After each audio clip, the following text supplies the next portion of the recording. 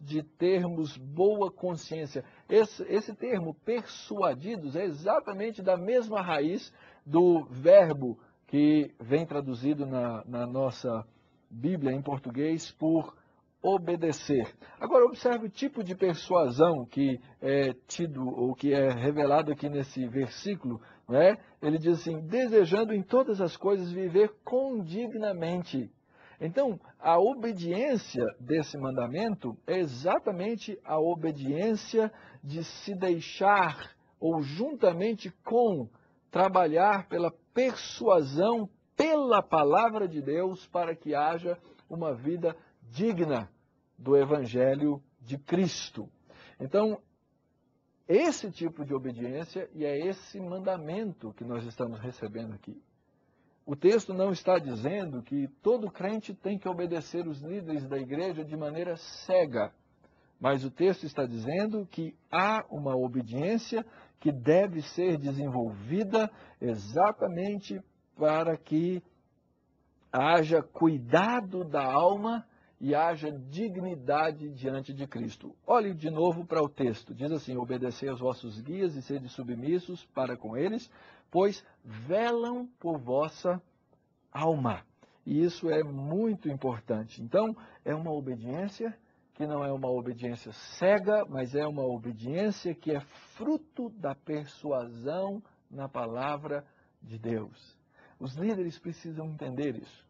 E os presbíteros precisam entender isso. É por isso que é tão importante que os presbíteros sejam homens da palavra. Mesmo do homem mais simples, ele precisa ser um homem dedicado às Escrituras. O presbítero é um homem que ama a palavra de Deus e que, por amar a palavra de Deus com zelo e consciência diante da palavra de Deus, vai exortar a congregação, o povo de Deus, a fazer essas coisas conforme a Escritura. Então vem a outra pergunta. Se esse é o tipo de obediência aqui requerido, a quem se deve obedecer? O texto diz, obedecei aos vossos guias. Mais uma vez, é importante sermos bem cuidadosos. O texto não está dizendo que alguém deve obedecer a indivíduos. Mas o texto está dizendo que se deve a obedecer ao tipo de liderança estabelecido nas Escrituras.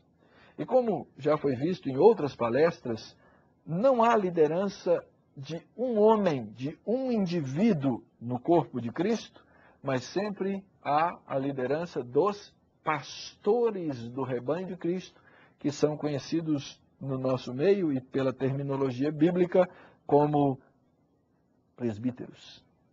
Logo, é esse o tipo de obediência que deve ser trabalhado. Já vimos anteriormente que essa liderança, ela era uma liderança sempre dividida entre vários homens que haviam sido chamados, vocacionados e separados para com humildade liderar o corpo de Cristo no caminho que Cristo havia para eles preparado. Então, nós temos que lembrar esses aspectos com muita clareza, não só para como um corpo de pastores e presbíteros na igreja saber disso, mas para ensinar o corpo de Cristo, exatamente evitando que as ovelhas venham a cair em armadilhas, em redes, ou venham ser devoradas pelos lobos vorazes que rondam o rebanho de Deus e que querem destruir as ovelhas do rebanho. Então, quando a palavra de Deus, o autor de Hebreus, nos diz, obedecei aos vossos guias e sede submissos, é porque esses homens são reconhecidos como pastores das suas almas. E não por outra razão. Não porque o indivíduo tem um grande carisma, ou não porque ele é um homem que tem grande potencial econômico, ou não porque esse é um homem que tem uma personalidade forte. Nada disso. Esses guias têm que ser reconhecidos como aqueles que são dignos de terem a fé imitada. Eu creio que a referência do verso 7 do capítulo 13 é exatamente a esse mesmo tipo de guias, quando o texto nos diz que devemos lembrar dos guias, porque eles pregaram a palavra de Deus. E aí, então, considerando atentamente o fim da sua vida, imitai a fé que tiveram. Tem que ser homens dignos de serem imitados. Isso é muito importante e nós não podemos nos esquecer. Da onde vem, é uma pergunta importante, da onde vem a autoridade de um líder? A autoridade do líder vem do voto que ele recebeu por causa da maioria numa assembleia de uma igreja? Ou a autoridade dele vem porque ele foi chamado para fazer parte desse corpo pastoral, o corpo dos presbíteros no meio do corpo de Cristo que lidera o povo de Deus? E a resposta é, claro, é porque Deus os chamou e os vocacionou para isso. E não por um exercício puro e simples de democracia. Então, é importante entendermos de onde procede a autoridade dos líderes e como é que nós devemos conduzir a nós mesmos diante dos líderes. E como é que os líderes devem se conduzir diante do povo de Deus. O quinto mandamento diz o seguinte: honra a teu pai e a tua mãe. Você vai encontrar esse texto em Êxodo, capítulo 20, em Deuteronômio, no capítulo 5. E eu resolvi fazer uma pesquisa nos nossos símbolos de fé para saber como interpretar o quinto mandamento. E no nosso breve catecismo, a pergunta 64 diz assim: o que exige o quinto mandamento? E vejam bem a resposta que os nossos irmãos nos trouxeram.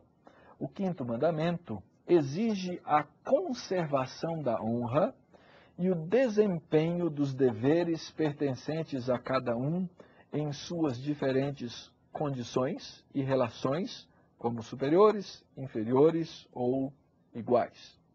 O Catecismo de Heidelberg também trabalha com a pergunta: o que Deus requer de nós no quinto mandamento? E a resposta: que eu tribute honra, amor e fidelidade a meu pai e minha mãe e a todos os que foram colocados em autoridade sobre mim, que me submeta com respeitosa obediência a toda cuidadosa instrução e disciplina deles, e que também suporte com paciência suas falhas, pois que é da vontade de Deus governar-nos pelas mãos deles. Essa deve ser uma das marcas da liderança cristã verdadeira. O ensino da procedência da autoridade que um líder possui. Ainda que o mandamento fale, honra teu pai e tua mãe, a ordem do mandamento não se limita à família. Quando o mandamento trata da honra do pai e da mãe, ao mesmo tempo de forma implícita, ele está tratando e nos mandando honrar aqueles que são colocados sobre nós como liderança. Agora, da onde vem a liderança de um pai, a autoridade de um pai e de uma mãe? Exatamente do fato de que Deus os fez pai e mãe. Não fosse pela mão de Deus, assim não seriam. E é dessa forma que nós precisamos compreender o tipo de liderança que a Escritura desenvolve, nos ensina, devemos desenvolver como pastores e como presbíteros da Igreja do Senhor. E aqui eu não estou fazendo a diferença entre pastores e presbíteros, eu estou dizendo que todos que compõem o conselho da igreja são pastores, todos que compõem o conselho da igreja são presbíteros.